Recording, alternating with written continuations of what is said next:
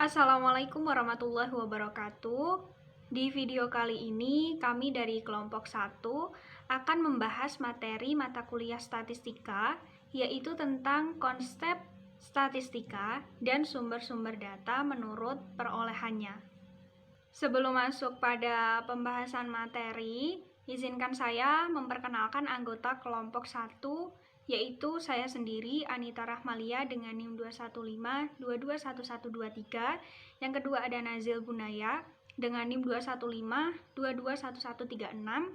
Dan yang ketiga ada Afifah Nur Aini dengan NIM 215221153. Langsung saja masuk ke pembahasan yang pertama, yaitu pengertian statistik dan juga statistika. Apa sih itu statistik? Jadi, statistik yaitu sekumpulan data bilangan maupun non-bilangan yang disusun pada sebuah tabel atau diagram. Bisa juga dikatakan bahwa statistik yaitu ukuran yang diperoleh dari pengukuran dan menggambarkan data. Misalnya, kita pernah dengar nih, ada istilah statistik penduduk. Maka itu akan berupa ringkasan atau angka-angka mengenai kependudukan. Misalnya, persentase penduduk yang sudah menikah, persentase penduduk menurut umur. Nah, artinya nanti akan ada angka-angka yang menunjukkan berapa banyaknya gitu. Nah, angka-angka tersebut yang disebut sebagai statistik. Sedangkan statistika itu merupakan ilmu yang mempelajari cara pengumpulan data, pengolahan atau pengelompokan data, penyajian data, analisis data, kemudian pengujian hipotesis, dan cara pengambilan keputusan. Atau secara mudahnya, statistika itu merupakan ilmu bagaimana kita bisa menghasilkan statistik. Selanjutnya adalah manfaat statistika. Manfaat statistika ini secara umum itu ada 3. Yang pertama estimasi, yang kedua prediksi dan peramalan, dan yang ketiga konfirmasi. Kita bahas satu persatu mulai dari estimasi. Estimasi ini artinya bagaimana kita memperkirakan suatu besaran dengan menggunakan data sampel. Misalkan nih, ketika pemerintah ingin mengetahui berapa produksi padi secara nasional. Tentu jika data itu dikumpulkan dari seluruh Indonesia, itu banyak keterbatasannya, entah biaya, waktu, maupun tenaga. Nah, maka pemerintah itu bisa melakukan teknik estimasi ini dengan cara yaitu mengambil beberapa contoh. Misalkan hanya sawah yang ada di beberapa wilayah di Indonesia saja untuk mengetahui produksi padinya. Yang kedua, prediksi dan peramalan. Ini biasanya banyak digunakan di dalam perusahaan. Jadi mereka memprediksi laba yang akan diperoleh dalam periode tertentu ke depannya. Untuk manfaat yang ketiga adalah konfirmasi. Konfirmasi ini berkaitan dengan ketika kita mencari hubungan antar variabel. Misalkan pada pandemi seperti saat ini, ingin dilakukan evaluasi apakah kebijakan work from home itu mengurangi produktivitas atau malah meningkatkan produktivitas. Nah, artinya bahwa statistika itu dapat menjabarkan dan juga memahami suatu hubungan. Adapun manfaat lainnya itu memberi pengetahuan dan kemampuan kepada seseorang untuk mengevaluasi data. Bagi mahasiswa, statistika ini dapat bermanfaat dalam dunia kerja pada nantinya. Baik, kemudian ada jenis-jenis statistika. Kami akan menjelaskan jenis-jenis statistika menurut aktivitas yang digunakan dan menurut metode yang digunakan, di mana menurut aktivitas yang digunakan, jenis-jenis statistika ada 2, yaitu statistika deskriptif dan statistika inferensial. Sedangkan menurut metode yang digunakan, statistika juga dibagi menjadi 2, yaitu statistika parametrik dan statistika non-parametrik, yang akan saya jelaskan pada slide selanjutnya. Oke, masuk pada materi jenis-jenis statistika menurut aktivitas yang digunakan. Yang pertama ada statistika deskriptif. Pengertiannya adalah tata cara untuk mengatur dan meringkas informasi. Statistika deskriptif berupa grafik, diagram, dan tabel serta perhitungan beberapa macam pengukuran seperti rata-rata, variasi, persentil, dan lain sebagainya.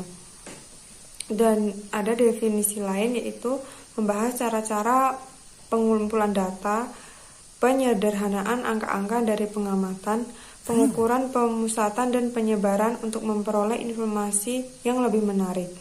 Kegunaan dari statistika deskriptif adalah kumpulan data tersaji dengan ringkas dan rapi serta dapat memberikan informasi inti. Data bisa ditampilkan dengan teknik grafik atau numerik.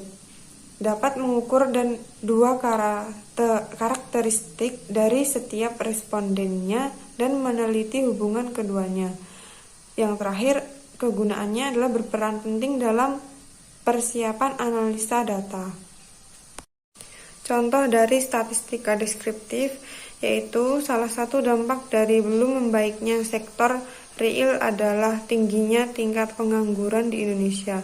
Pada Agustus 2004, jumlah pengangguran terbuka mencapai 10,3 juta, Februari 2005 sebesar 10,9 juta jiwa, dan Februari 2006 mencapai 11,1 juta jiwa. Dengan grafik seperti pada gambar. Yang kedua adalah statistika inferensial, yaitu tata cara untuk menggambarkan dan menarik kesimpulan mengenai populasi berdasarkan informasi yang diperoleh dari sampel. Dengan definisi lain, yang pertama, cara menganalisis data dan mengambil kesimpulan. Dapat menganalisis sebagian data atau keseluruhan data. Dilakukan pendugaan parameter, membuat dan menguji hipotesis, dan yang terakhir membuat kesimpulan yang berlaku umum. Karakteristik statistika inferensial adalah yang pertama, pengamatan secara acak, teknik penarikan sampel, data dalam bentuk angka, dan tujuan umum inferensial. Contoh dari statistika inferensial adalah catatan kelulusan selama 5 tahun terakhir pada sebuah universitas negeri di Sumatera Barat menunjukkan bahwa 70% di antara mahasiswa S1 lulus dengan nilai yang memuaskan. Nilai numerik 72% merupakan bentuk suatu statistika deskriptif. Jika berdasarkan ini kemudian seorang mahasiswa teknik industri menyimpulkan bahwa peluang dirinya akan lulus dengan nilai yang memuaskan adalah lebih dari 70%, maka mahasiswa tersebut telah melakukan inferensial statistika yang tentu saja memiliki sifat yang tidak pasti. Baik, masuk pada jenis statistika menurut metode yang digunakan. Yang pertama ada statistika parametrik, yaitu uji hipotesis yang menguji perbedaan rata-rata pada populasi. Dengan definisi lain, berhubungan dengan inferensi statistik yang membahas parameter populasi. Jenis data interval atau rasio, distribusi data normal atau mendekati. Yang kedua ada statistika non-parametrik, yaitu uji yang tidak membutuhkan asumsi parameter apapun untuk populasi yang diuji, atau dalam bahasa sederhana uji ini tidak bergantung pada populasi. Dengan definisi lain yaitu inferensi statistik membahas parameter populasi, jenis data nominal atau ordinal, distribusi data tidak dapat diasumsikan. Kita masuk pada pembahasan variabel. Apa sih itu variabel? Jadi, menurut Bernstein, variabel adalah karakteristik dari orang, objek, atau kejadian yang berbeda dalam nilai-nilai yang dijumpai pada orang, objek, atau kejadian itu. Variabel ada dua, kuantitatif dan juga kualitatif. Variabel kuantitatif itu merupakan variabel yang sinambung, yang menerapkan angka atau numeral terhadap individu atau objek yang berbeda untuk menunjukkan berapa banyak variabel yang mereka miliki. Variabel ini dinyatakan dalam bentuk angka atau pecahan. Contoh, tinggi badan itu ada 160 cm, ada 161 cm, 162 cm. Kemudian berat badan itu ada 45 kg, 50 kg, dan lain sebagainya. Sedangkan variabel kualitatif itu merupakan variabel yang tidak bisa diangkakan atau tidak mempunyai angka pecahan. Contohnya, variabel jenis kelamin itu ada laki-laki dan juga perempuan. Agama itu ada Islam, Buddha, Katolik, Hindu, Protestan. Kemudian ada pekerjaan itu ada guru, pedagang, nelayan, petani. Kemudian tempat tinggal itu ada rumah sendiri, rumah kontrakan, asrama, dan lain sebagainya. Selanjutnya yaitu populasi dan sampel. Populasi sendiri itu artinya adalah kumpulan dari seluruh elemen sejenis tapi dapat dibedakan satu sama lain karena karakteristiknya. Contohnya yaitu populasi, seluruh karyawan perusahaan, sedangkan elemennya, orangnya yaitu karyawan perusahaan tersebut. Nah, meskipun jenisnya sama namun karakteristiknya itu berbeda kan. Jadi secara keseluruhan akan berlainan, misalnya umur pendidikan, masa kerja, jumlah anak, gaji pokok, dan lain sebagainya. Yang kedua yaitu sampel. Sampel adalah sebagian dari populasi, dan jika N adalah banyaknya N kecil, adalah banyaknya elemen sampel, dan N besar adalah banyaknya elemen populasi sampel, maka N kurang dari N. Contohnya, jika populasi X1, X2, bla bla bla, X1, Xn kecil. Sedangkan sampel X1, X2, bla bla bla, X1, bla bla bla, Xn besar. Gitu, teman-teman. Nah, materi selanjutnya yaitu tentang data. Data sendiri merupakan suatu yang diketahui atau dianggap. Dengan demikian, data dapat memberikan gambaran tentang suatu keadaan atau persoalan. Data tentang sesuatu pada umumnya dikaitkan dengan tempat dan waktu.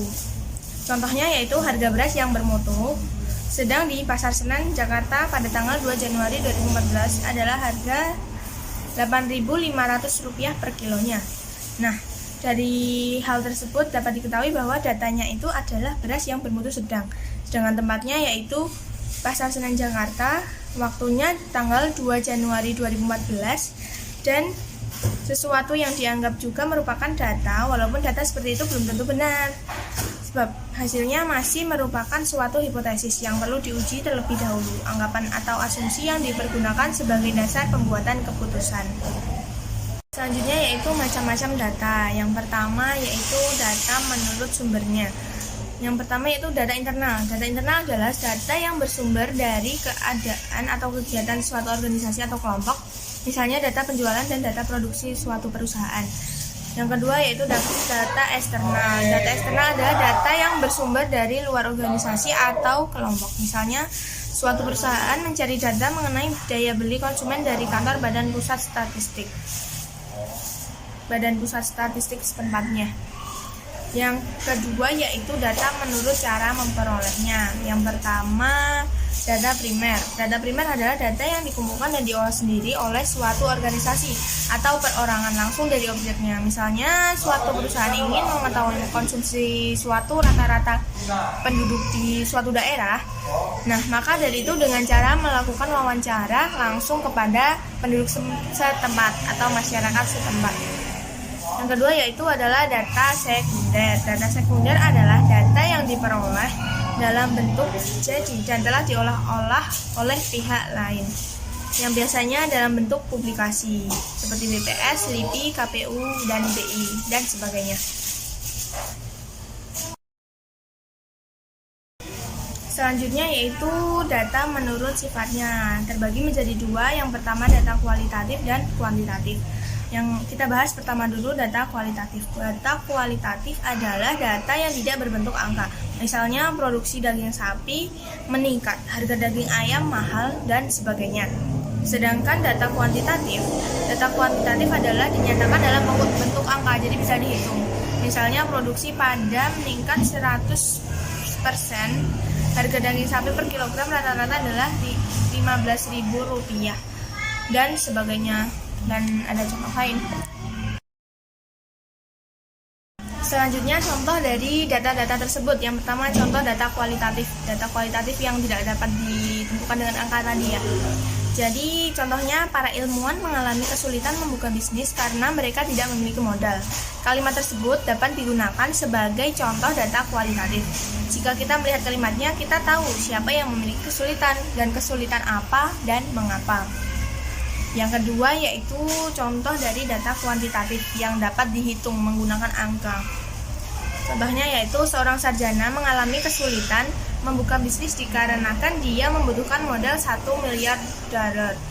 Contoh ini juga merupakan contoh data kuantitatif dikarenakan menunjukkan kuantitas yang dapat diukur dengan angka yaitu 1 miliar rupiah. Yang ketiga ada contoh dari data primer. Kabupaten Tulungagung memiliki produksi jagung hingga 25 ton per tahunnya. Kemudian contoh dari data sekunder. Data sekunder adalah data kependudukan seperti data dari Badan Pusat Statistik Nasional maupun regional. Yang kedua yaitu data ekspor impor seperti data bea cukai dan otoritas pelabuhan terkait. Yang ketiga data dari riset yang terdahulu yang sudah diterbitkan dalam jurnal ilmiah.